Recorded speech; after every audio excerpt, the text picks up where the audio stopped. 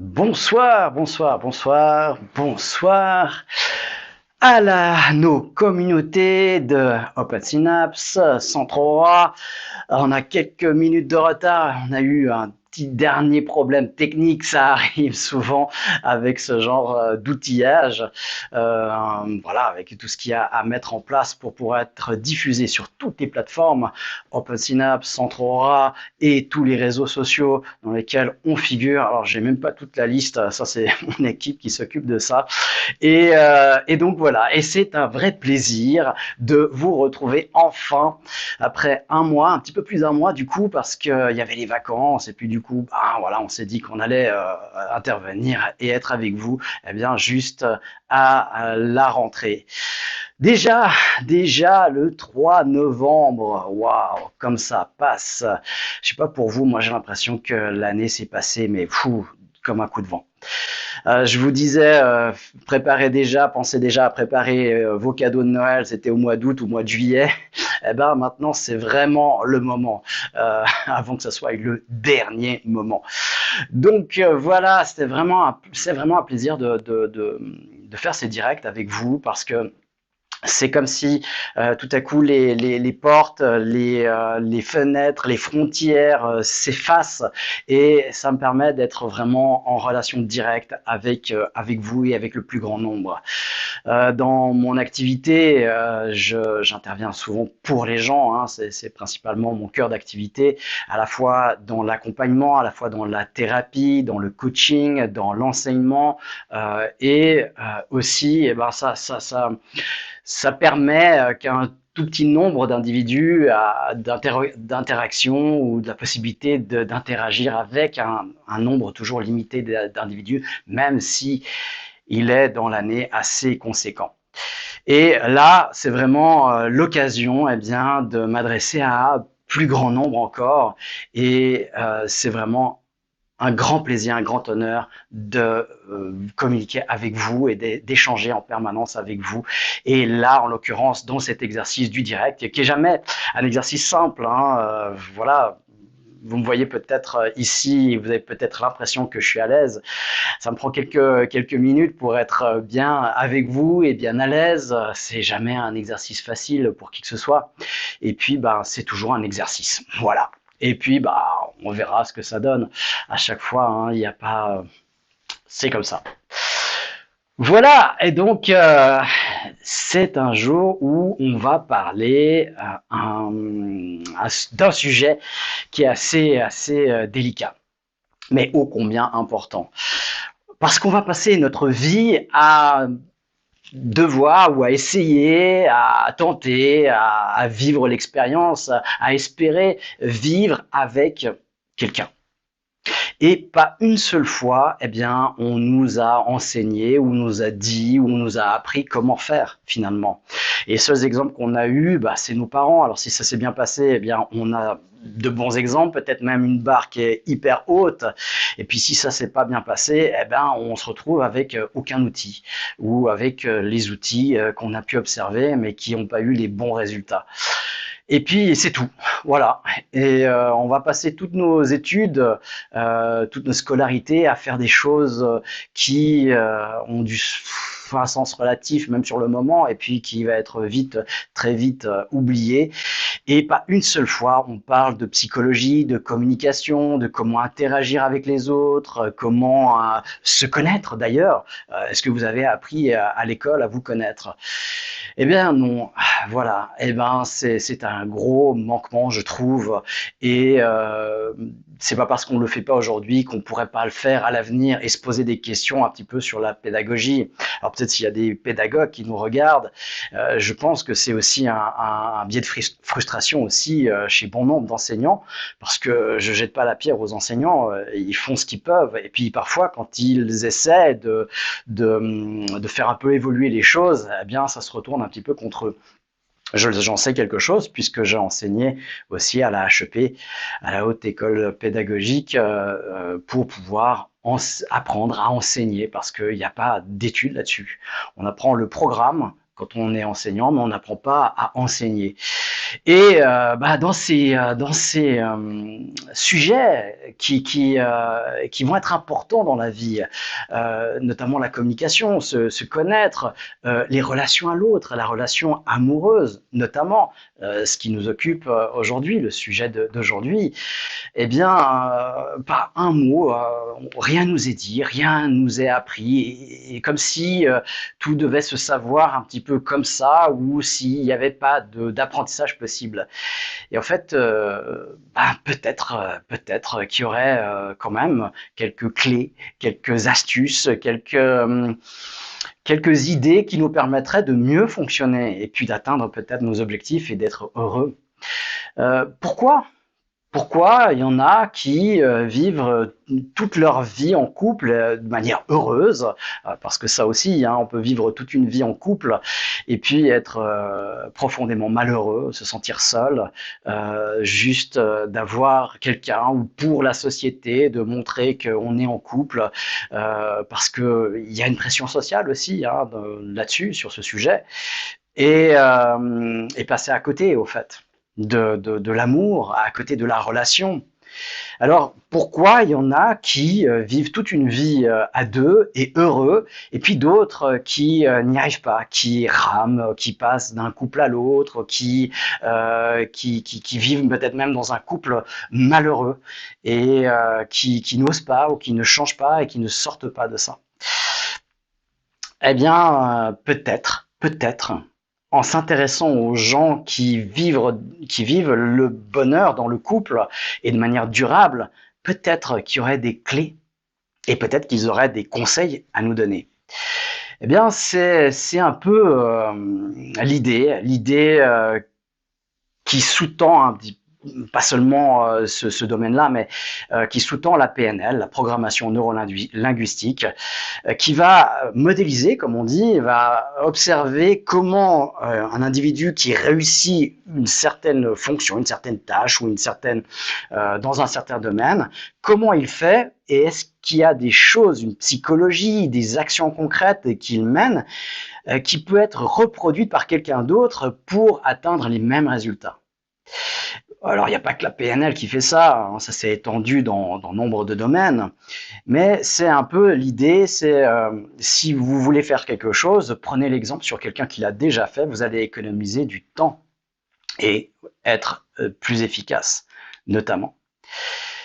Eh bien, du coup, en modélisant, en observant les gens qui ont réussi, qui réussissent dans l'établissement d'un couple riche, comme le titre de cette présentation aujourd'hui, ce débat ou cette présentation ou cette réflexion, on va dire plutôt, c'est une réflexion aujourd'hui. J'ai pas envie de vous donner des vérités parce que peut-être que dans le domaine, en termes de vérité, il n'y en a pas. Chacun va trouver sa vérité, mais il y a peut-être des idées sur lesquelles on peut se raccrocher, tester, et puis peut-être que ça peut nous aider. Eh bien, ces idées, elles ont été observées chez certaines personnes et on peut se rendre compte en observant plusieurs personnes qu'elles se retrouvent. On retrouve toujours les mêmes points. Et du coup, quand on retrouve les mêmes points, on pourrait se dire qu'il y a peut-être comme une recette, comme une clé, comme des informations qui seraient peut-être utiles à essayer, à tester. Alors voilà, c'est ces informations-là que je vais vous présenter. J'aurais préféré que ce soit comme un débat, c'est-à-dire avec des échanges d'idées. Mais bon, voilà, c'est un petit peu le principe aujourd'hui de ce webinaire. C'est un peu unilatéral, malheureusement. Mais pourquoi pas, posez-moi vos questions et intervenez. Et ce serait l'occasion de rebondir aussi et d'avoir de la participation de votre part. Alors, le thème, c'est comment être dans un couple riche. Et riche, eh bien, on peut entendre plein de choses sur le terme riche. Qu'est-ce que la richesse? On peut entendre la richesse financière, mais pas que. C'est le premier point. Est-ce que c'est l'idée d'être riche ensemble ou qu'est-ce qu'un couple riche plutôt, puisque l'idée dans le titre, c'est comment être dans un couple riche. Et c'est un couple riche et pas juste riche, être riche.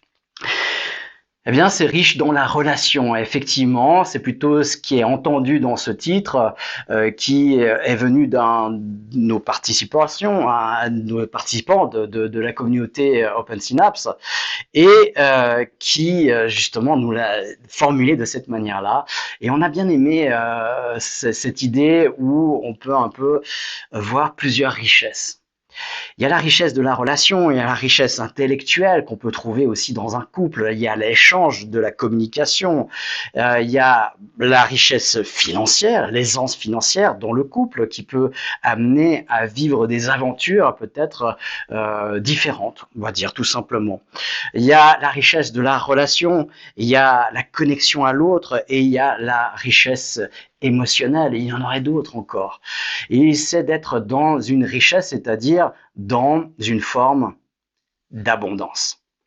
D'être dans une forme d'abondance qui permette l'épanouissement de soi à travers le couple, à travers l'échange avec l'autre et dans la vie et dans le partage de la vie du quotidien. Alors voilà comment on pourrait définir quelque part la chose ou le titre ou la thématique. C'est une thématique extrêmement complexe et je crois qu'il n'y a pas sujet plus complexe que celui de la relation à l'autre dans le sens absolu. Et encore plus ténu quand on parle du couple. Vivre avec quelqu'un d'autre, c'est extrêmement compliqué.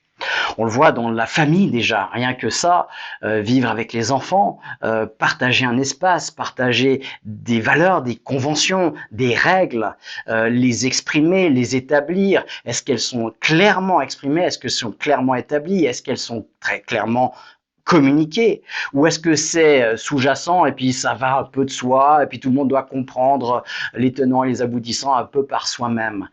Et c'est là où tous les enjeux se font.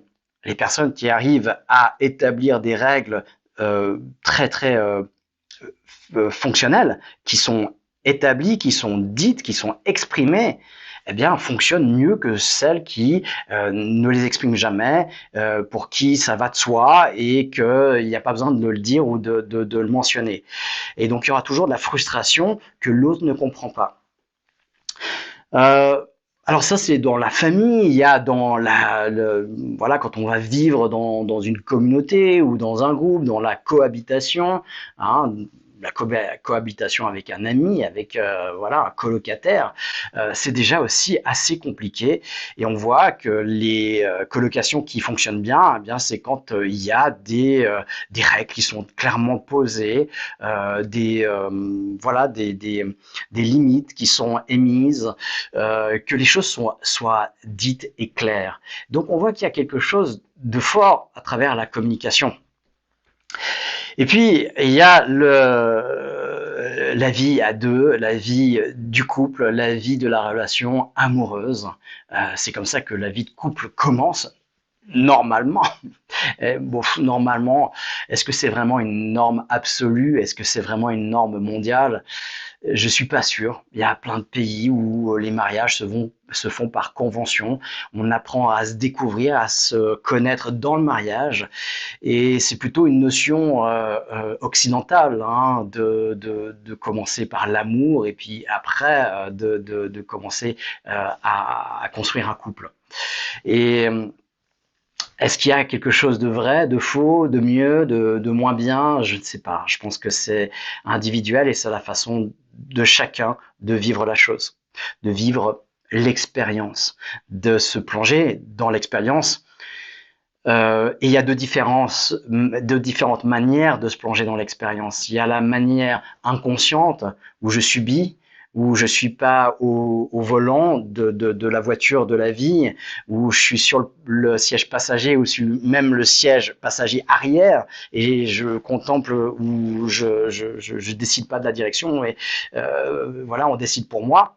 Et puis il y a la manière consciente où là je m'installe dans le fauteuil du conducteur et je choisis une direction et j'y vais à ma vitesse, j'y vais avec les règles de conduite et puis en fonction de comment je veux y aller et quelle route je veux prendre.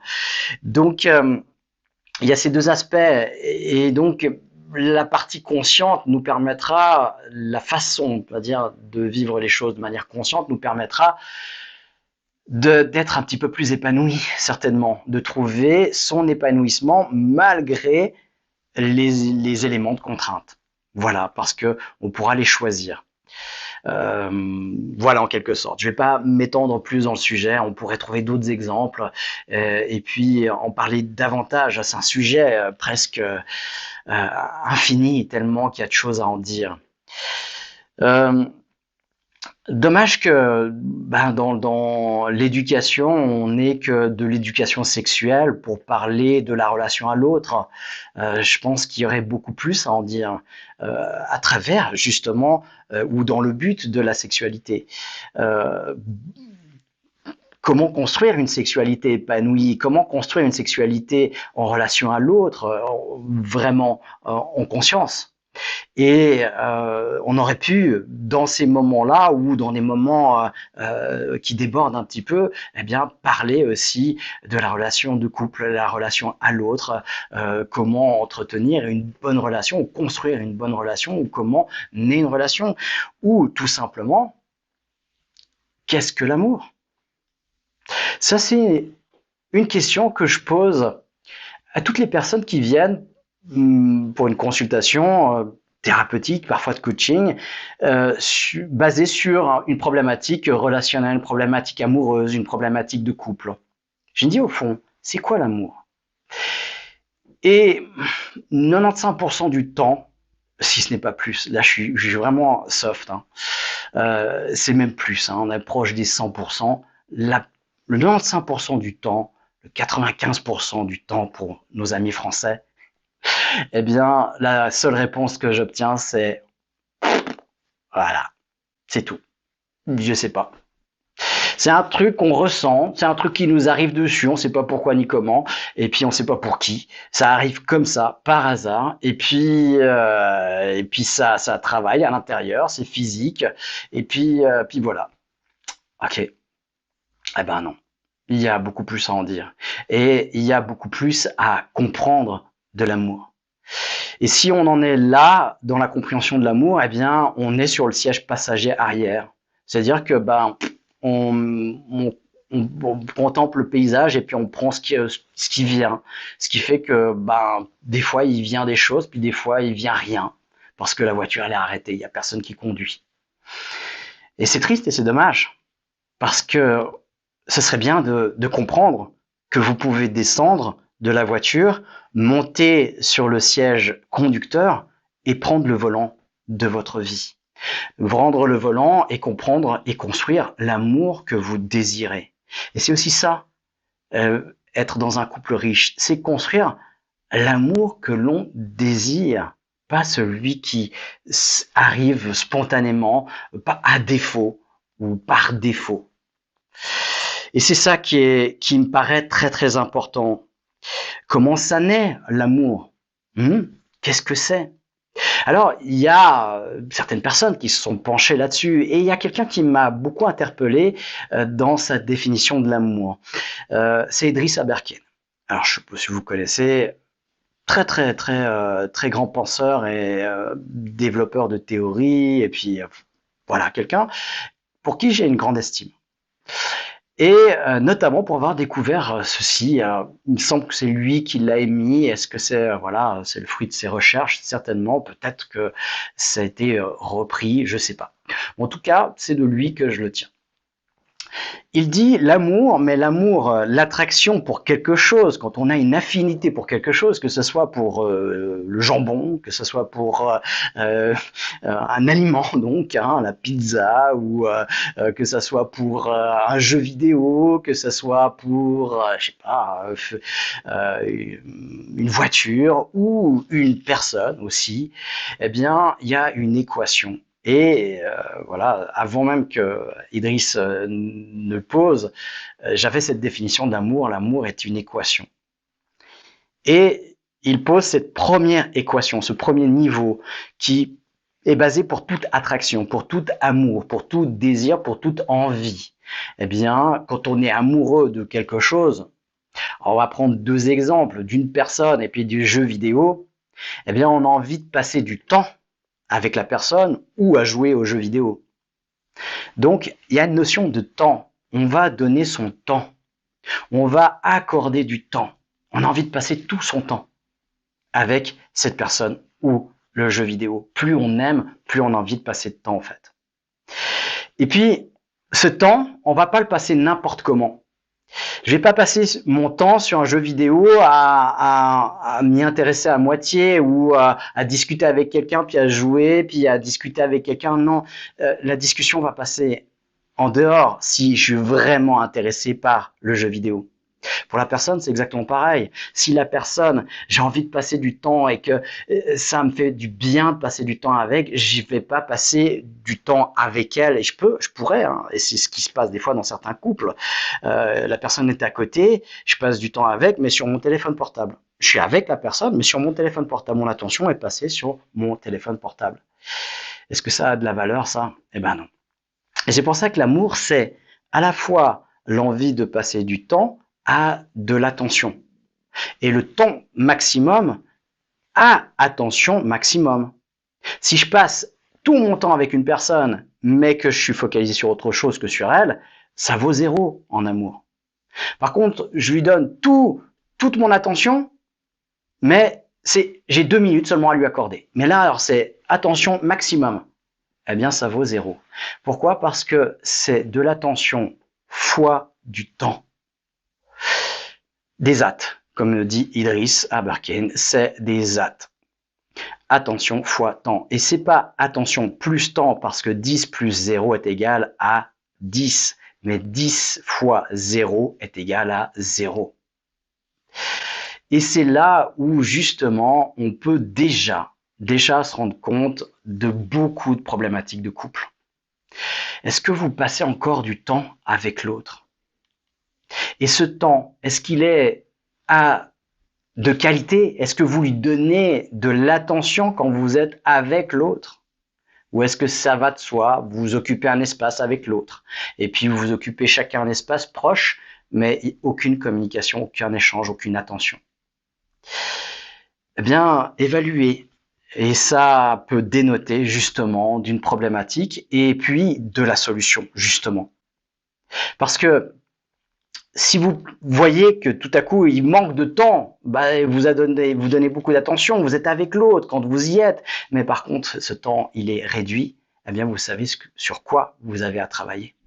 Par contre, si vous avez beaucoup de temps, vous passez tout votre temps avec l'autre, mais voilà, vous êtes à la fois sur votre téléphone portable, sur discussion au téléphone, avec la télé, avec l'ordinateur et tout, mais vous êtes avec l'autre. Mais non, vous n'êtes pas avec l'autre. Et c'est pas nourri, cette relation n'est pas nourrie. Donc, l'amour, c'est déjà à la base une équation, des at. Et puis après, il y aura une équation personnelle, c'est-à-dire qu'est-ce qui me touche moi, de quoi j'ai besoin pour me sentir aimé. Et ça peut être différentes choses. Il y a des personnes qui détestent être touchées. Il y a des personnes qui adorent, qui ont besoin d'être touchées. Il y a des gens qui ont besoin qu'on leur dise qu'on les aime.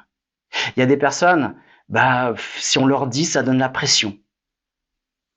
Il y a des personnes qui ont besoin de voir des marques d'amour, des gestes, des attentions.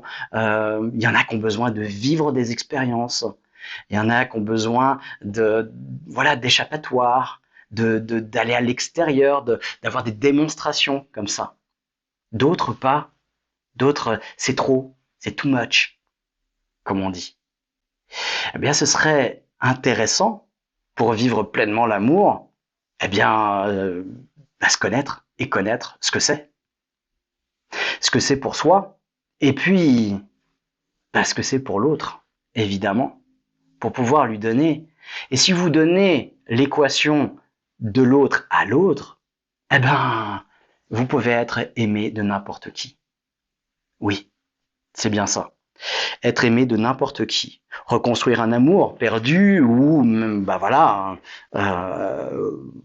créer cette hâte avec quelqu'un qui, à la base, ne l'a pas pour vous.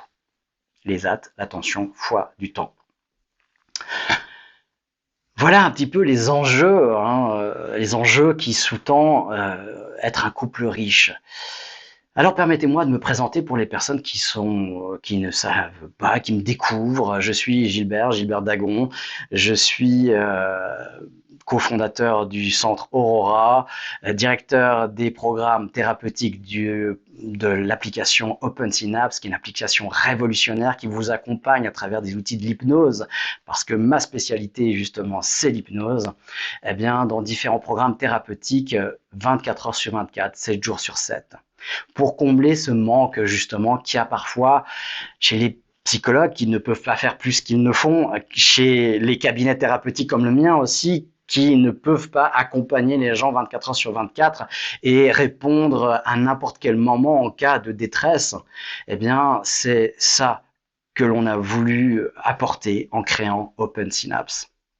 Open Synapse, c'est une équipe, le centre Aura aussi, c'est pas une seule personne, hein, bien sûr, c'est moi qui interviens principalement dans le devant de la scène, mais c'est tout un background des personnes qui travaillent et qui développent des choses vraiment pertinentes, de manière vraiment, et qui le font avec le cœur, avec l'enthousiasme, avec de l'énergie, avec la foi aussi énormément.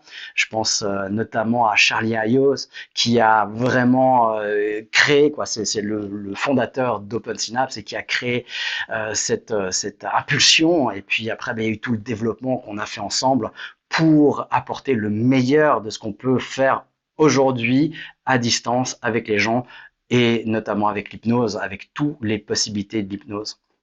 On y a mis des ancrages sur 5 canaux sensoriels, on y a mis des infrasons qui va travailler sur les différentes problématiques des gens, on y a mis des suggestions subliminales, on y a mis des métaphores, on y a mis des trans profondes, des trans plus légères, et on a laissé aussi la place à l'intelligence artificielle pour créer des séances individualisées en permanence. Ce qui fait que vous pouvez faire le même programme plus d'une centaine de fois, vous n'aurez jamais 2 fois la même séance. Et c'est intéressant parce que pour l'hypnose, eh bien, quand on arrive, on fait une séance d'hypnose, on va partir du point A et arriver au point B à la fin de la séance d'hypnose.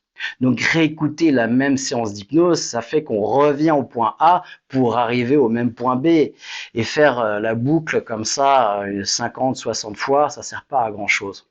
Au contraire. Ça sera même très limitant et ça va peut-être même inscrire des limitations et des frontières à l'intérieur de soi. Donc c'est ça tout l'intérêt et toute la nouveauté que nous développons. Alors voilà, dans le panel qui s'offre à nous ou qui s'offre à vous des applications qui traitent, qui accompagnent les gens dans la méditation, dans la thérapie, eh bien, on nous compare souvent à Petit Bambou ou des applications comme celle-là, et qui sont tout à fait très très bien, que j'ai utilisées aussi et qui sont excellentes. Et on n'est pas du tout dans ce domaine-là, dans ce registre-là. Open Synapse vraiment va travailler sur la thérapie, comment vraiment inscrire le changement durable avec un soutien. Il y a un forum aussi, vous pouvez intervenir entre vous, vous pouvez trouver un binôme de soutien qui est là, voilà, avec vous, qui est dans la même problématique. On a des ateliers qui créent du contenu pédagogique pour se comprendre et comment fonctionner mieux. Donc c'est vraiment énorme, c'est très grand. Alors voilà, ça c'est mes 2 activités. Le centre Aurora, on est là pour apporter surtout un contenu pédagogique pour apprendre l'auto-hypnose, le coaching mental. C'est aussi un livre que j'ai écrit, Coaching mental tome 1, c'est pas un tout petit livre, hein, il fait plus de 400 pages, sauf erreur. On est voilà dans les 400 pages pour apprendre ce qu'on aurait dû avoir appris à l'âge de 7 ans à l'école pour mieux fonctionner ou créer son bonheur. C'est au-delà des possibles, Coaching mental 1 sur Amazon, vous le trouvez très facilement. Et donc, on offre du contenu sur cette plateforme pour mieux se connaître, des contenus qui sont réduits parfois pour des petites bourses, et puis pour apprendre des grands outils très rapidement.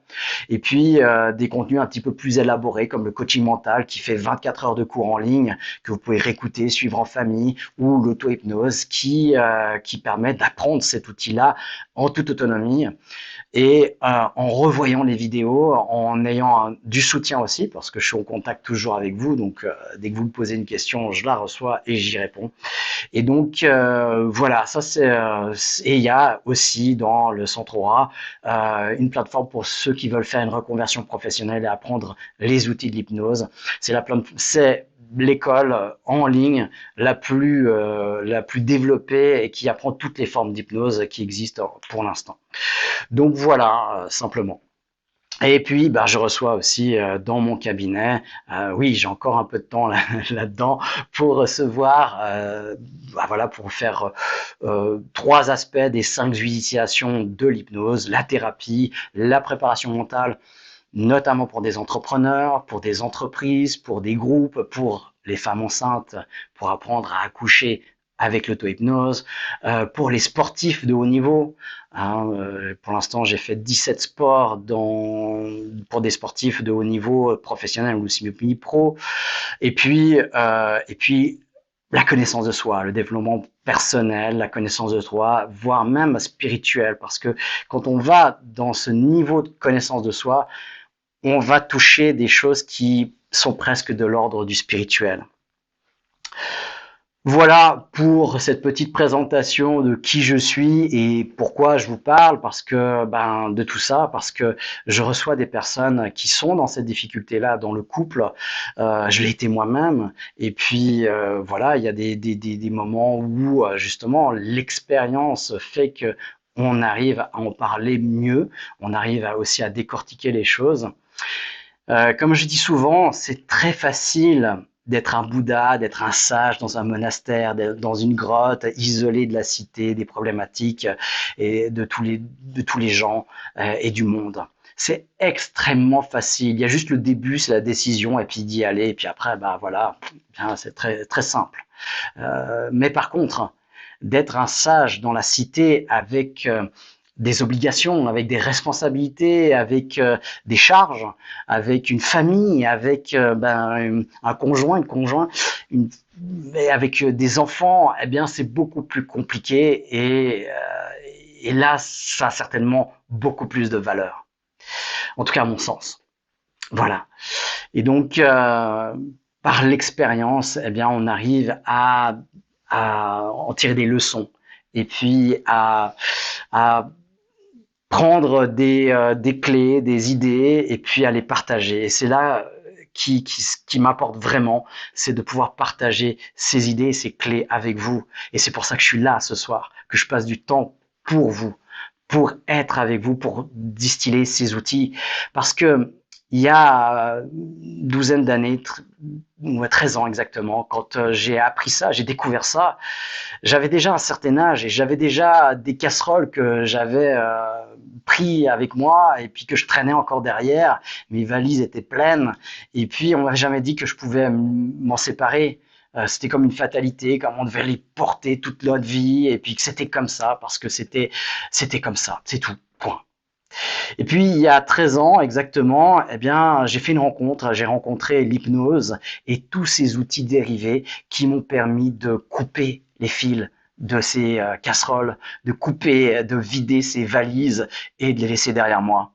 Et je me suis rendu compte à ce moment-là que ces outils qu'on me proposait, que j'utilisais pour ce faire, eh bien, avaient plus d'une vingtaine d'années déjà. Même une trentaine d'années, on pourrait dire, quasi. Et aujourd'hui, ces outils-là ont quasiment 40 ans. Et il y a encore des gens qui n'en ont jamais entendu parler et qui traînent des casseroles et des valises pleines derrière eux, avec eux. Et là, bah, c'est justement ce qui m'anime. Alors je sais que des fois mes propos vont choquer, des fois mes propos euh, vont me faire l'effet inverse. Des fois on va dire mais oui mais bon il en rajoute, il exagère, c'est pas possible et puis voilà il veut vendre son truc ou oui je sais que ça peut des fois donner cette impression là, mais parce que ça m'a tellement changé, ça m'a tellement servi que j'aimerais que le plus grand nombre puisse en servir. Et comment ça m'a servi? Bah, ça m'a rendu autonome. Ça m'a rendu autonome vis-à-vis de la médecine, vis-à-vis des même des thérapeutes, même du coaching ou de n'importe quoi. Ça m'a rendu autonome. Même si aujourd'hui encore, évidemment, j'utilise ou je vais consulter des thérapeutes parce que il y a encore le lien avec l'autre qui est important de temps en temps. J'ai aussi un coach, évidemment, parce que je sais qu'avec un coach, eh ben, ça va beaucoup plus vite. Mais il y a beaucoup de choses que je fais déjà seul. Énormément de choses que je fais seul. Et qui me permettent d'avancer et surtout de maintenir et de créer mon bonheur dans ma vie. Oui, parce que longtemps, j'ai pas été heureux et aujourd'hui, je peux l'affirmer et je peux le dire. Je suis heureux et je construis mon bonheur tous les jours parce que c'est pas parce qu'on est heureux que c'est le beau fixe en permanence. Pas du tout. Pas du tout. Il y a des tempêtes comme pour tout le monde. Des tempêtes, il y en a plein.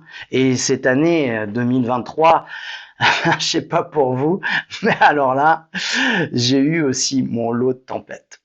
Mais oui, mais voilà, on apprend avec certains outils à être un capitaine. Vous croyez qu'un capitaine de bateau, il n'a pas appris à être un capitaine, il n'a pas appris à naviguer, a appris les marées, la mer, les courants et le vent? Eh bien si. Et il a appris à piloter son bateau. Et ça prend des années pour ça. Oui, ça se fait pas immédiatement comme ça, comme un coup de baguette magique qui arriverait comme ça. Et le couple aussi. Le couple aussi, c'est un apprentissage. Et ça, c'est ce qu'on nous dit jamais. Et puis on passe d'un échec à un autre en se disant, ben voilà, je suis bon à rien, ou j'y arriverai jamais, ou c'est mon destin, c'est comme ça. Euh, Quelqu'un qui m'a donné aussi quelques révélations sur ça, sur le couple, sous forme de bonnes claques. Les claques, ça réveille. C'est pour ça que je suis assez friand de claques. Et j'en donne quelques-unes avec amour, beaucoup d'amour et d'empathie, parce que j'en ai reçu aussi et c'est ce qui m'a réveillé et c'est ce qui m'a servi. Un grand maître là-dedans, maître dans pas sous forme de gourou, hein, mais parce que c'est quelqu'un qui m'a apporté. Alors est-ce que lui il a pu appliquer? Je m'en fous complètement. C'est juste qu'il a compris quelque chose. Et je crois qu'il l'a appliqué dans sa vie. C'est Yvonne Dallaire. Yvonne Dallaire, qui est un psychologue du couple, spécial du couple depuis toutes les premières conférences que j'ai entendues de lui, c'est certainement il y a une trentaine d'années. Et ouais, voilà. Ah, ça nous rajeunit pas, lui non plus. Et donc du coup, c'est un psychologue du couple, spécialiste du couple québécois, joli petit accent, et qui disait ceci. Alors il a tellement de choses intéressantes. Si vous voulez creuser sur le couple, je vous recommande ses livres, ses écrits, ses conférences. Vraiment, il est extraordinaire. Il disait que vivre en couple, ça équivaut à jouer sur un échiquier. Donc c'est un échiquier. Le jeu pour l'autre de dames et puis pour l'autre le jeu aux échecs. Donc il y en a un qui a des pions du jeu de dames et l'autre les pions du jeu des échecs. Eh bien on voit que ça fonctionne pas, les règles ne sont pas les mêmes. C'est le même échiquier pour les deux jeux, mais c'est pas les mêmes règles pour jouer. Et on essaye de jouer sur le même plateau ces deux jeux différents. Et tant qu'on n'apprend pas à jouer le jeu de l'autre, à comprendre les règles de l'autre, eh bien, on va se vautrer. On va être dans la frustration, l'incompréhension, le reproche à l'autre. Parce que, bien sûr, on se figure pas que l'autre n'a pas les mêmes pièces que nous, n'a pas les mêmes règles que nous. C'est nous qui avons raison. Ou alors, ça va de soi qu'on joue le même jeu. Donc, c'est même pas une prétention d'avoir raison. C'est juste, on n'a pas conscience qu'on joue pas le même jeu. Du coup, mais pourquoi il ne réagit pas comme je voudrais qu'il réagisse, ou comme il devrait plutôt réagir? Et c'est comme ça. Et je trouve que ça illustre vraiment mon sentiment, ma perception aussi du couple. On a des perceptions complètement différentes. Il y a un autre auteur qui parle, qui l'exprime d'une autre manière en disant les hommes viennent de Mars et les femmes de Vénus. Et quoi qu'on en pense, quoi qu'on soit dans la critique par rapport à ce livre, eh bien, il y a beaucoup de choses dans lesquelles on peut se reconnaître. Il dit bien dans ce livre-là que c'est une énergie masculine et c'est l'énergie féminine qui l'évoque dedans et pas forcément les hommes et les femmes.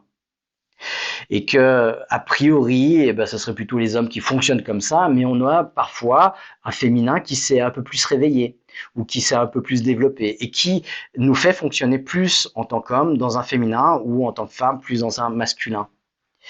Et donc, mais on verra quand même, on retrouvera quand même ces schémas la plupart du temps. Alors, il y aura des exceptions, on ne va pas trouver tous les schémas décrits dans la même personne, mais on va quand même se reconnaître. Et on va voir qu'il y a quand même des schémas qui sont repérables et sur lesquels on peut travailler et qui fluidifient le couple, la communication ou la relation à l'autre. Yvonne Dallaire m'a foutu une bonne claque aussi en conférence lorsqu'il a posé cette question-là. Quel est le plus petit dénominateur commun qu'il y a entre tous vos ex? Et je vous laisse un temps pour y répondre. Et on pourrait le mettre sur tous les plans. Les ex, mais ça peut être tout, si vous avez changé de travail plusieurs fois, eh bien, les différents travails que vous avez faits. Voilà. Quel est le plus petit dénominateur commun que vous avez, qu'ont tous vos ex? Eh bien, il y en a un, effectivement, et le plus petit dénominateur commun de tous vos ex, c'est vous. Donc, si vos ex sont devenus des ex, peut-être que le problème ne viennent pas forcément d'eux.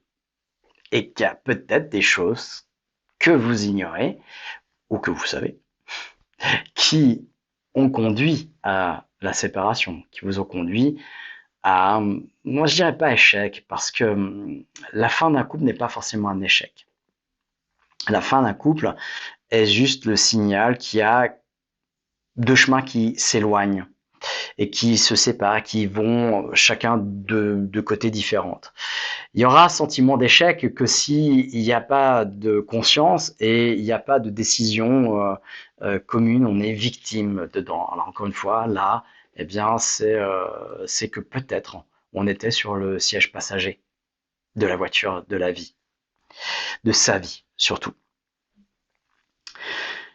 Alors, l'amour, c'est quoi? La relation, c'est quoi? Déjà, la relation, ça se fait pas tout seul et on n'est pas avec son double. Même s'il y a plein de côtés qui nous ressemblent, hein, et on reviendra sur ce sujet-là. Mais j'ai envie de vous poser la question déjà, il y a l'autre. Il y a vous et il y a l'autre. Et la question est, en amour, 1 plus 1 est égal à combien? Alors, je connais un peu les réponses qui arrivent. 1 plus 1 est égal à... il y en a beaucoup qui disent 1. 1 plus 1 en amour est égal à 1. C'est-à-dire qu'il y en a un qui fusionne à l'intérieur de l'autre. Si c'est ça qui se passe, eh bien, il y en a un qui perd son identité au profit de l'autre. Donc, il se fond dans la vie de l'autre. Il perd tous ses amis et il prend tous les amis de l'autre. Toutes les passions, toutes les activités, tout. Ça arrive, ça arrive. Et du coup, il perd complètement son identité. Et là, il y a un moment donné où il y a comme un burn-out du couple, on pourrait dire, ou une dépression, ou parce que quand on essaie de s'effacer puis de se reconstruire à la place de l'autre, on se perd. Et on ne peut pas vivre à côté de soi. On doit vivre en soi. Ça, c'est une des premières règles de la vie. Parce que, je vous le rappelle, on n'a qu'une seule vie à vivre à la fois, c'est la sienne. Quoi qu'on pense de la vie, quoi qu'on ait comme amour pour l'autre, pour un enfant, pour un conjoint, pour un parent, on ne peut vivre que sa vie. C'est comme ça. Donc c'est bien d'être dans son corps et puis de partager des moments avec l'autre. C'est tout ce qu'on peut faire. Même la personne que vous aimez le plus au monde, c'est tout ce que vous pouvez faire. Donc, souvent on entend par 1, les gens qui répondent 1 plus 1 est égal à 1, entendent plutôt, on se fond mutuellement. D'accord? Donc c'est une demi plus une demi. D'ailleurs, dans la vie, on dit t'es ma moitié. Ça va, mon petit cœur, ma moitié, un truc comme ça. Et puis du coup, c'est comme si moi j'étais qu'une moitié, l'autre est qu'une moitié, et ensemble on forme un tout, un 1. En fait, c'est un demi plus un demi est égal à 1. Oui, ok, dans ce cas-là, ouais, c'est vrai. Mais 1 plus 1 n'égale pas à 1. Alors des fois, comme on trouve pas, on me dit 1 plus 1 est égal à 2. Oui, alors 2, 2 qui vivent deux séparés, donc il n'y a pas d'union.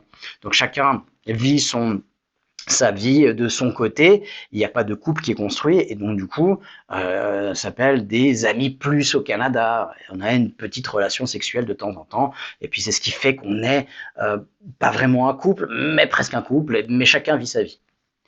Donc ça serait 1 plus 1 est égal à 2. Alors, il y a aussi une réponse qui arrive de temps en temps, celle-là, c'est que Jean-Claude Van Damme qui me l'a dite, non pas à moi directement, mais 1 plus 1 est égal à 11. Ouais, alors là, c'est autre chose, on va pas en parler ce soir. Mais 1 plus 1 est égal à, dont le couple est égal à 3. Il y a moi, il y a l'autre, et ensemble, on forme un nous qui est cet espace du couple qui se construit, qui doit se développer, qui est ce fondement de l'envie de passer des actes, d'avoir du temps avec l'autre et de lui donner de l'attention. Et ça s'entretient comme une plante verte. Une plante verte, elle a besoin de la terre, elle a besoin de la lumière, elle a besoin de l'eau pour vivre. Eh bien, le couple a besoin aussi de 3 éléments. Et j'y viendrai tout à l'heure. Et c'est cette partie du nous qui est le porteur d'un projet commun. Et s'il n'y a pas de projet ou d'objectif commun, eh bien, ce truc, il s'effiloche avec le temps. Il disparaît. Et c'est pour ça que plus on va mettre de la conscience dans ces choses-là, plus on a de chances de faire perdurer le nous, l'amour, la relation à l'autre. Mais c'est ça qui est important dans ce mouvement, dans cet espace-là. C'est d'avoir un objectif commun. Ça peut être une entreprise, ça peut être une famille, ça peut être des voyages, ça peut être des projets différents, divers et variés. Souvent, on oublie justement de penser que dans le couple, c'est 2 individualités. C'est comme si tout à coup, quand on a la relation amoureuse, on construit l'amour, on construit le couple, et puis après, on est proche, et donc du coup, c'est comme si on avait quelque part dans l'idée fusionné avec l'autre. Comme si l'autre nous appartenait, ou on était partie intégrante de l'autre, ou que l'autre était partie intégrante de soi. Et on oublie que l'autre a un corps à lui, un cœur, des pensées, des émotions qui sont propres à lui, qui sont basées sur les 3 filtres qui nous constituent tous, le filtre neurologique, des canaux sensoriels par lesquels nous percevons le monde et nous nous exprimons.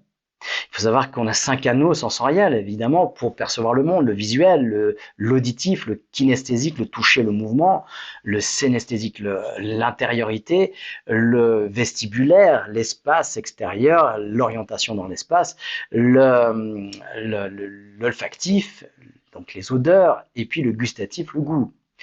Tout ce que j'ai nommé vestibulaire, qui est synesthésique, c'est du kinesthésique. On va l'intégrer dans le kinesthésique, 5 canaux sensoriels, visuel, auditif, kinesthésique, olfactif, gustatif. Mais on ne fonctionne pas avec tous ces canaux développés au même niveau. On a un canal qui est plus développé que tous les autres, sur lequel on va s'exprimer, et voir un deuxième qui est assez élevé aussi, mais beaucoup moindre que le premier. Puis le reste est vraiment presque inexistant. Et ça, on s'en rend pas compte. Ça, c'est notre premier filtre. Et puis après, il y a le filtre culturel, dont la culture dans laquelle on est né, qui nous a façonné de telle manière ou de telle autre. Et puis après, il y a toutes les expériences personnelles, tous les apprentissages, toutes les automatisations, tout ce que on nous a transmis. Donc on oublie aussi que l'autre est tout un monde à lui et qu'il est porteur de ce monde et que à chaque fois, il faut aller le redécouvrir. Même après 10 ans, c'est un monde en découverte parce qu'en plus, ce monde, il est jamais fixe, il est en mouvement. C'est faire attention à l'autre, évidemment, de ses besoins, ses désirs, de sa façon de communication, de sa façon de communiquer, qu'est-ce qui est vraiment important pour l'autre, son fonctionnement. Et l'autre est souvent dans ses... et c'est ça qui nous leurre des fois un peu dans certaines situations, l'autre est comme un révélateur de nos blessures, comme un miroir de ce qui nous touche, nous fait travailler. Et c'est peut-être son but d'ailleurs, et c'est peut-être le but dans l'humanité, c'est de travailler sur soi à travers l'autre. Parce que sans l'autre, je suis rien. Et c'est ça qui est vraiment important. Ne serait-ce qu'à la base de l'être humain. L'être humain n'est pas fait pour vivre seul. L'espèce humaine est une espèce grégaire, est une espèce pour vivre en meute. Donc on n'est pas fait pour vivre seul, on est fait pour partager les choses, pour échanger. Et c'est pour ça qu'on a un tel besoin de se reconnaître dans l'autre, de vivre avec l'autre. Et que parfois c'est d'une telle douleur d'être seul, de ne pas être accompagné, de ne pas être en couple, de ne pas être dans cette norme. Pourquoi cette norme s'est construite comme celle-là? D'une part, c'est une façon de faire des enfants, de se reproduire. Donc il y a quelque chose d'instinctif qui nous pousse à être avec quelqu'un. Pour la sécurité aussi, qui nous pousse à être avec quelqu'un pour sa propre sécurité. Donc on voit aussi très vite, et je ne vais pas rentrer dans les détails, on reviendra là-dessus, mais la pyramide de Maslow est complètement fausse. On a besoin de sécurité, mais ce n'est pas le premier niveau qui va nous garantir la sécurité. La sécurité, c'est le fait d'être avec quelqu'un, d'être dans une communauté qui va nous garantir cette sécurité. On y reviendra, je ne vais pas m'étendre là-dessus, parce que sinon, c'est pas 1 heure qu'on est ensemble, ça va être 2 ou 3 heures. Et j'ai pitié de vous, je pense que vous avez autre chose à faire que m'écouter. Voilà, c'est juste des prémices, des idées que j'aimerais vous proposer aujourd'hui, c'est tout. Il y a un dicton qui dit « Le mariage a été inventé à une époque où l'espérance de vie était de 30 ans ». Et je l'aime bien, cette phrase. Et effectivement, pourquoi? Parce que on évolue. On évolue. Et dans un couple, on n'évolue pas toujours à la même vitesse. Surtout si ce 1 plus 1, cet espace de 3, 1 plus 1 est égal à 3, le nous, le couple, il est laissé de côté. Il n'est pas pris en conscience, il n'est pas considéré. Et il n'est pas habité et puis il n'est pas nourri. Donc du coup, ça va s'effilocher avec le temps et puis il va disparaître et puis du coup on va se retrouver dans 2 ou dans un qui a fusionné avec l'autre. Voilà. Et là c'est la douleur de la séparation. Et évoluer à 2, ça nécessite quelque chose de fondamental. Ça nécessite beaucoup de communication, de s'intéresser à l'autre, d'être conscient des mouvements qui nous traversent. Pour le communiquer à l'autre, parce que l'autre n'est pas un devin, alors l'autre peut s'intéresser, peut poser des questions, peut être un révélateur, mais quand c'est fait à 2 en conscience, on peut grandir ensemble. Et c'est ce qui va garantir qu'avec le temps, on puisse encore avoir un intérêt à être ensemble. Parce que des fois, le temps nous montre qu'on a des intérêts qui sont devenus différents, qui ont changé, qui sont éloignés. Et du coup, il n'y a plus d'intérêt à être ensemble, sauf de combler un vide intérieur. Et c'est là aussi où il y a beaucoup de motivation à être avec quelqu'un pour combler un vide intérieur, pour combler une blessure, pour ne pas être seul avec soi-même. Parce que on n'arrive tout simplement pas à vivre avec soi. Alors pensez-y, si vous n'arrivez pas à vivre avec vous-même, comment vous pouvez espérer que quelqu'un d'autre ait envie de vivre avec vous-même, tel que vous êtes? Ouais, bah pourquoi lui, ou elle accepterait de vivre avec cette personne que vous détestez être, et que vous supportez même pas? Il y a peut-être quelque chose à changer de ce côté-là. Vous trouvez pas? Donc voilà, donc l'évolution est à prendre en compte et d'être conscient de l'évolution de l'autre permet de s'ajuster, de réfléchir ensemble, d'évoluer ensemble et c'est vraiment ce qui est très important. Il y a un adage qui dit les contraires s'attirent, mais qui se ressemblent s'assemblent. Et oui, l'opposé de soi, eh bien, bah c'est un peu intriguant, ça crée l'amour-passion en fait. L'amour, on va un peu se déchirer, on va se faire mal. Mais l'amour stable, l'amour fluide, c'est avec quelqu'un qui a les mêmes passions, les mêmes valeurs que soi. Et c'est cette construction du nous. Cette construction du nous qui est basée sur des valeurs communes, des croyances communes, des actions et des hobbies communs. Pas tout, évidemment. Il y aura des jardins secrets, des choses personnelles, mais plus on va être dans les mêmes goûts, dans les mêmes choses, des affinités, plus il y aura des actes. Envie de passer du temps avec l'autre et de donner de l'attention. C'est une évidence. Et vous le voyez dans la vie de tous les jours. Si je suis avec quelqu'un qui adore la plongée sous-marine, moi j'adore la montagne, ben, on va au début parce qu'on va se découvrir, on va pendant quelques années faire l'effort. Cette personne va venir avec moi faire de la montagne, de la grimpe, et puis moi je vais faire de la plongée sous-marine. Mais à un moment donné, j'aurais pas envie de consacrer du temps, le peu de temps que j'ai, à quelque chose qui me plaît pas forcément, alors je vais consacrer vraiment ce truc à faire de la grimpe et puis l'autre va faire de la plongée sous-marine de son côté, puis on va se retrouver, puis on est autonome, puis c'est cool, puis la personne va rencontrer quelqu'un qui fait de la plongée sous-marine, qui adore ça, et puis ils vont trouver des passions communes, va communiquer énormément, avoir de la complicité, jusqu'au moment où il va se passer quelque chose d'un peu plus. Mais oui, parce que l'amour, c'est juste une échelle entre l'amour et l'opposé, la haine. Et au milieu, le zéro, c'est l'indifférence. Puis quand on monte sur l'échelle de l'amour, ben il y a l'amitié, il y a la connivence, il y a la super amitié, jusqu'à un moment donné où il y a l'échange physique qui se passe. Et là, on est dans l'amour, on est dans le couple, et puis après, on est dans la famille, le mariage.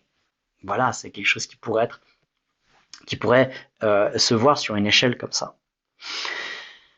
Alors, tout ça nécessite de la conscience euh, et justement du partage. Et je disais qu'il y a trois bases, trois piliers qui construisent l'amour. L'amour est basé, selon moi, ça m'est très personnel, mais c'est quelque chose que je vous propose, c'est une idée que je vous propose, à vous d'en disposer, puis d'y réfléchir et puis de voir comment vous pouvez vous en servir pour nourrir votre couple, pour construire votre couple, pour construire le bonheur dans votre couple. À mon sens, le couple est basé sur trois piliers. Le premier, c'est la communication. Il n'y en a pas un plus important que l'autre parce qu'ils sont tous interconnectés. La communication est importante dans le couple. Communiquer, passer du temps et de l'attention dans la communication. Cette communication, elle va faire naître, ou pas, mais si on est dans l'amour, elle va faire naître de la complicité, de la connivence, des ressemblances, des effets miroirs. Et c'est cette complicité qui va être nécessaire, qui va engranger la sexualité. Et la sexualité est basée sur la communication qui est basée aussi sur la complicité. Et plus on aura une communication fluide, plus on va se comprendre, plus on va amener de la conscience dans le couple, dans ce qu'on aime, de ce qu'on n'aime pas.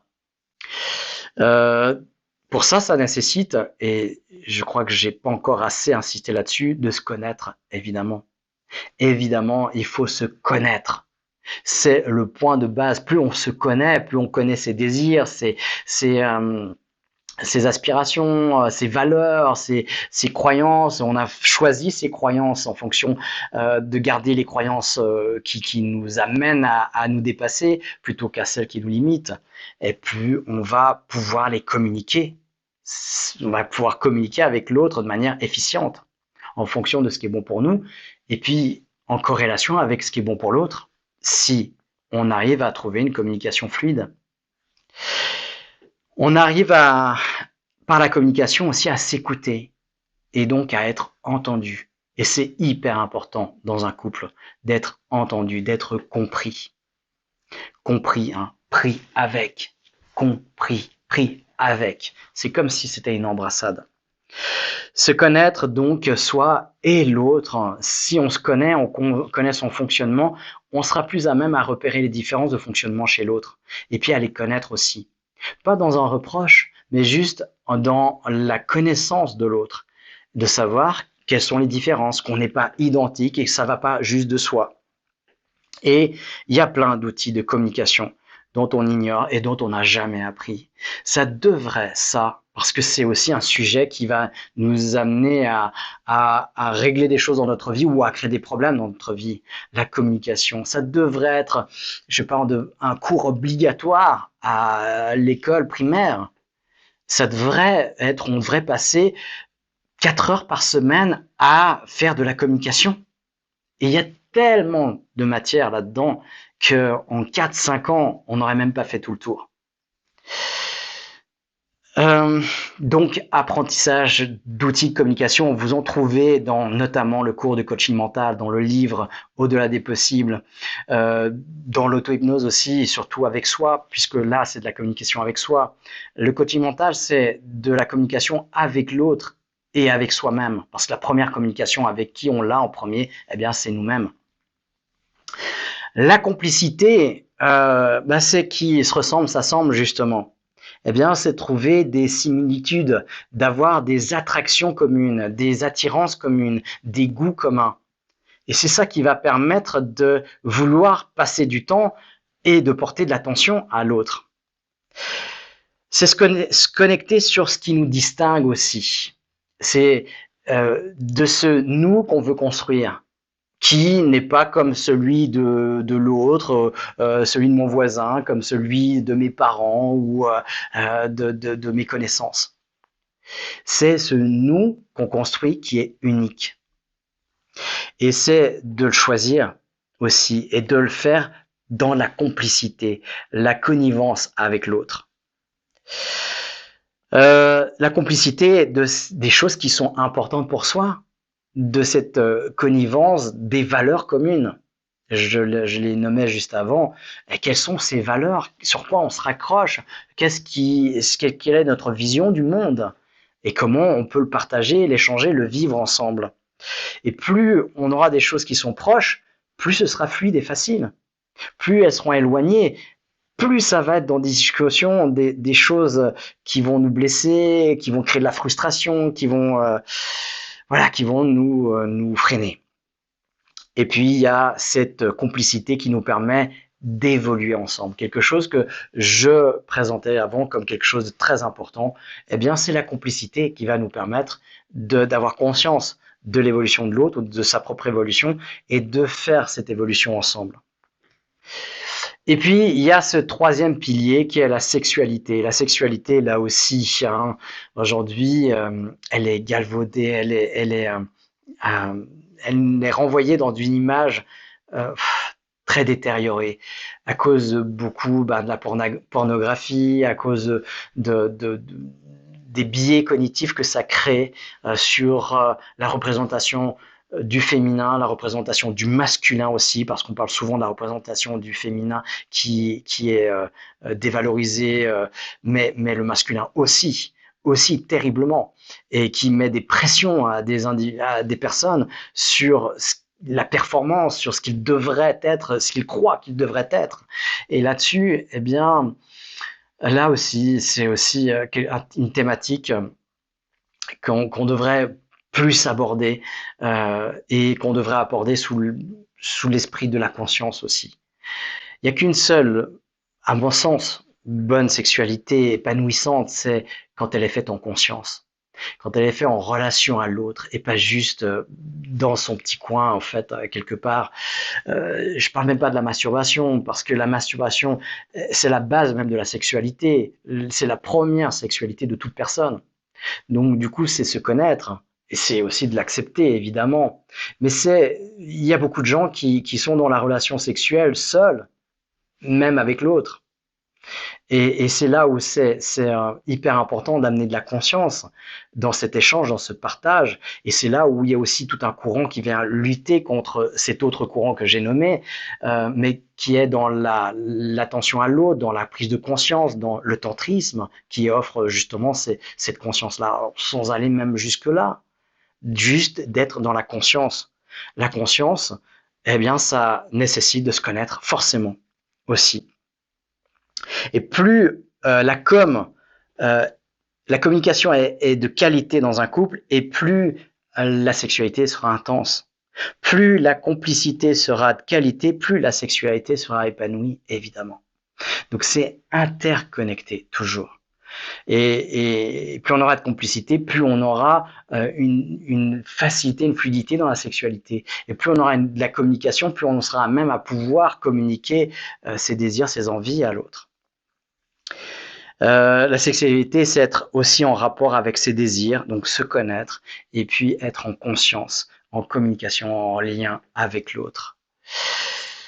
Voilà ce que j'avais à vous dire et ce que vous pouvez travailler, développer dans cette thématique. Comment être dans un couple riche, c'est d'abord d'être dans une communication qui est nourrissante, dans une complicité qui est débordante, qui crée des liens, qui vous unit, et puis dans une sexualité qui est comme on va dire le chakra couronne, hein, c'est le couronnement de la relation qui est dans l'épanouissement total du corps et de l'esprit et de l'âme.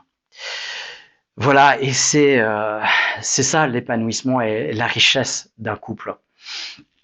Elle peut pas, c'est quelque chose qui doit se faire en conscience à deux, comme je dis, on peut pas le faire seul. Et c'est tout le défi de chaque être humain, trouver la personne avec qui il va pouvoir s'épanouir. Pour ça, encore une fois, la clé, c'est de se connaître. Connaître ses désirs, ses aspirations profondément, de les avoir en conscience et de pouvoir les exprimer. Voilà, tout simplement, d'être soi. Voilà, c'est un plaisir de partager ces choses-là avec vous. J'espère que ça puisse faire bouger des choses dans le sens du bonheur, dans le sens de l'épanouissement personnel pour vous dans un couple, et puis de vous permettre de progresser et de vous connaître davantage. On va passer à la partie questions. C'est une thématique qui est extrêmement complexe et qui est très grande, très vaste. Du coup, voilà, j'ai pas réussi à le faire en 45 minutes, 1 heure. Eh ben, voilà, j'espère que vous m'en voudrez pas de faire un peu long. Je vais prendre quelques questions comme ça. Je suis en phase de divorce, mais je suis sûr que c'est l'amour de ma vie. Est-ce que vous avez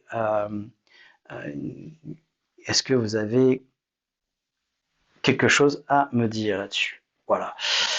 Alors, eh bien, si vous êtes en phase de divorce, qu'est-ce qui vous a séparé? Qu'est-ce qui, dans les ingrédients, communication, et puis complicité, désir commun, quel est le 3 que je nommais avant, hein, 1 plus 1 est égal à 3, ce nous, hein, moi, l'autre, le nous, comment qu'est-ce qui a fait qu'il n'a pas survécu? Et c'est là à se poser des questions. Chacun a sa vie propre, son autonomie, et on ne peut pas prendre les décisions pour l'autre. Qui a décidé de mettre un terme aussi à cette relation, qui a mené à ce divorce. Là, j'ai l'impression que la personne qui pose cette question est plutôt dans le non-choix, hein, dans voilà, c'est elle qui subit cette décision. Peut-être pas, mais en tout cas, c'est ce que le message me laisse peut-être entendre abusivement. Et il y a trop d'inconnus pour pouvoir vraiment répondre à cette question. Pour ne pas reproduire la chose, surtout se poser la question et revenir sur les fondamentaux. Comment était la communication? Quelle est la complicité, le niveau de complicité qu'on a entretenu? Et puis, le baromètre de cette communication et de la complicité, c'est la sexualité. Il faudra parier que, à un moment du divorce, il n'y a plus de sexualité. C'est dans la grande majeure partie des cas. Donc, du coup, comment construire cette communication, comment reconstruire cette communication, comment construire, si c'est encore possible, de la complicité.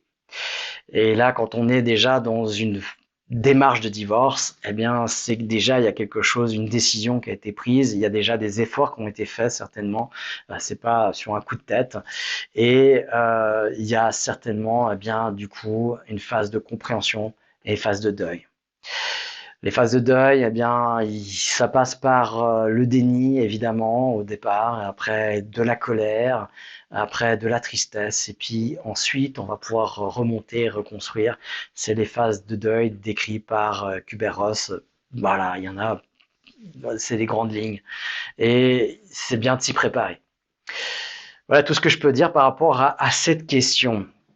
Vous n'avez pas de programme sur OpenSynapse pour soigner les chagrins d'amour. Alors pas encore, parce que voilà, on est en train de travailler là-dessus. On est en train de travailler sur un programme qui pourrait vous accompagner dans le couple. Donc voilà, c'est pas encore le cas. Par contre, on va travailler sur il y a des ateliers sur les émotions, sur la connaissance de soi. Vous trouverez aussi, comme j'ai dit, sur la communication, soi et avec les autres, notamment sur le centre aurora.ch, eh bien, voilà, des choses qui vous permettront d'agir par l'auto-hypnose, par des techniques simples, transformation, reprogrammation, qui pourraient vous permettre de nettoyer un chagrin d'amour.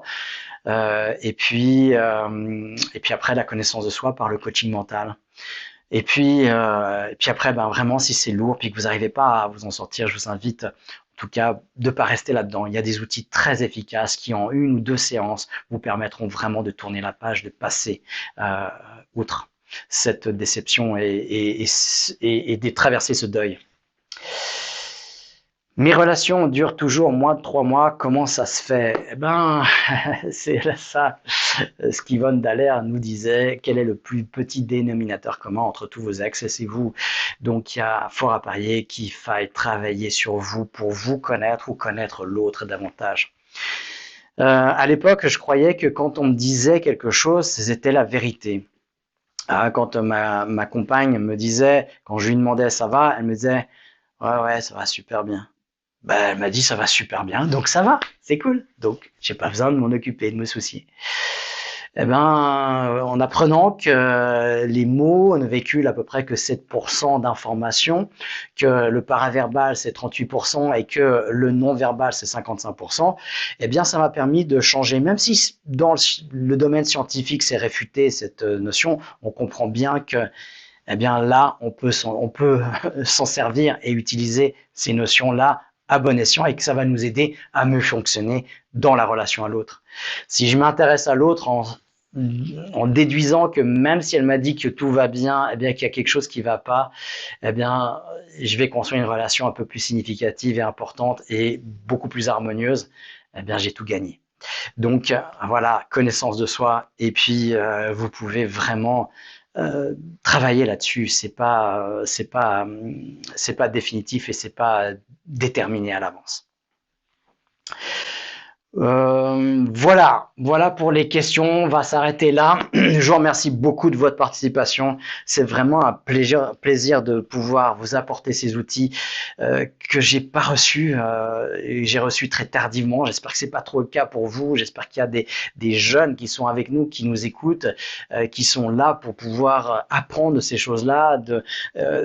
Si ça peut juste susciter l'intérêt d'en savoir plus, c'est encore mieux. Et puis d'aller découvrir par soi-même, tester les choses et puis développez-vous.